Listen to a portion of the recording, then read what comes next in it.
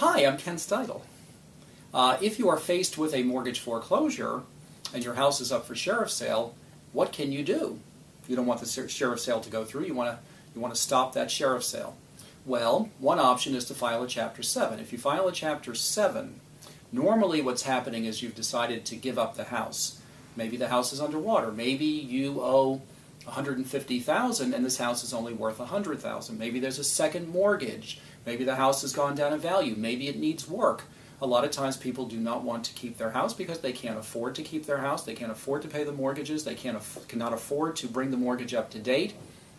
And the house needs work. Maybe there's taxes owed too. Well, if you file a Chapter 7, you can stop the foreclosure and stop the sheriff's sale. And you can live in the house for at least another 4 to 6 months.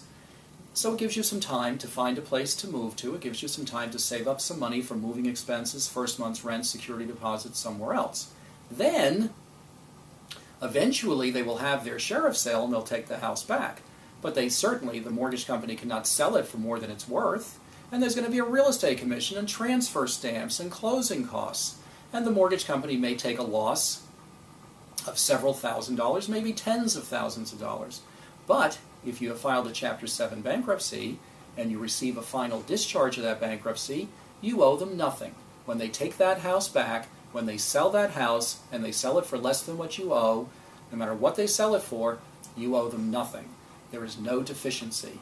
And there is no tax consequence. Because many times the mortgage company will take the house back, they'll sell it for less than what's owed, there's a $40,000, $50,000, $60,000, $80,000 deficiency, and they figure, well, we could sue the former homeowner for this amount, but they have nothing of value. What are we going to get? We'll just write this off. We'll take it as a bad debt on our taxes.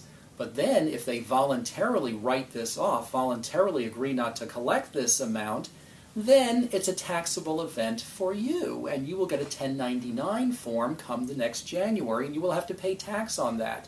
And, of course, you'll be in the highest tax bracket then, 35%, and you could owe thousands and thousands of dollars in tax to the IRS, which is not dischargeable in a bankruptcy, and also they can attach your wages, take your tax refund in the future for years, and even seize your bank account.